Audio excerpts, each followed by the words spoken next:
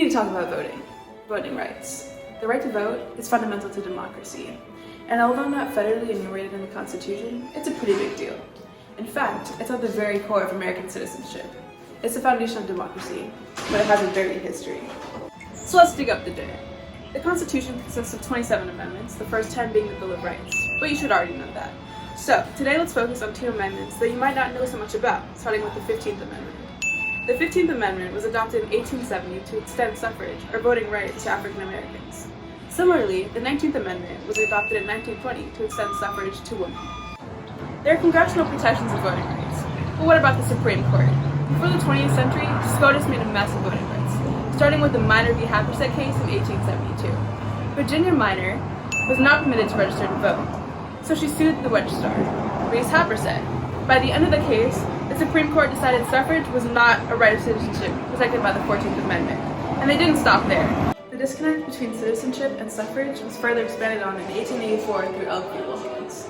John Elk, who was born on a reservation, was denied the right to vote. He brought it to the Supreme Court, who ultimately upheld that Elk was not considered a citizen and therefore did not have the right to vote. The barriers seem endless, but how do they manifest? In the form of literacy tests, written to trick test takers with deceptively challenging and restrictive questions, the grandfather clause within the southern states, poll taxes, and even white-only primaries. Within the 1966 Supreme Court case, Harper v. Virginia, the constitutionality of poll taxes was challenged by resident Annie Harper under the guise of depriving indigent residents of their rights under the Equal Protection Clause of the 14th Amendment. The Supreme Court dismissed her claims, citing the 1937 decision that ruled poll taxes to be within the powers of the states. But things took a turn for the better in 1966 with the South Carolina v. Katzenbach. But with modern barriers like voter ID laws, which require photo identification at polling places, as well as voter registration requirements, we still have a long way to go. Some efforts to eliminate these barriers include the National Voter Registration Act of 1993, which requires states to incorporate voter registration with license application and renewal. Some states have also created the Get Out the Vote campaigns, which introduce options like voting by mail, and other states offer early voting, which reduces the barriers of going to polls. But let's get even more specific. 2 prime examples are the states of Colorado and Florida. Both of these states have recently adopted new legislation to combat historic voting barriers that stand formally. The specific piece of Colorado legislation that we'll be talking about is the Colorado Voter Access and Modernized Elections Act of 2013. This law guarantees of every voter a mail-in ballot and replaces polling places with voting centers. Upon implementation, it resulted in reduced costs of polling for states. Florida has also passed similar legislation.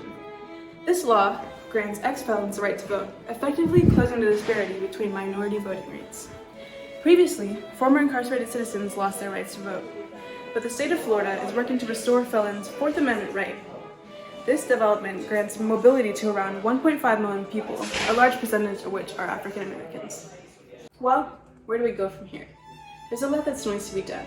We previously discussed voter ID laws, but 2 big problems that remain are voter accessibility and the question of whether or not formerly incarcerated people have the right to vote. Although addressed in the Colorado and Florida legislation, these issues still remain nationwide. If you feel strongly about the rights restored within the Colorado and Florida legislation, feel free to reach out to your representatives and encourage them to integrate them into your own state's legislation, and eventually integrate them nationwide. One obstacle that still remains is polling accessibility, which is the ability for voters to actually cast their vote. Obstacles include transportation, location, and even time of day. So what we need is a federal holiday to increase accessibility and eliminate barriers like work schedule conflicts. If we want them to get even more serious about voting rights, let's start a discussion about universal suffrage. Last I checked, voting is a right of citizenship, which means every citizen should have the right to vote, right? That means universal suffrage. Why? Because we're the United States, not the divided states.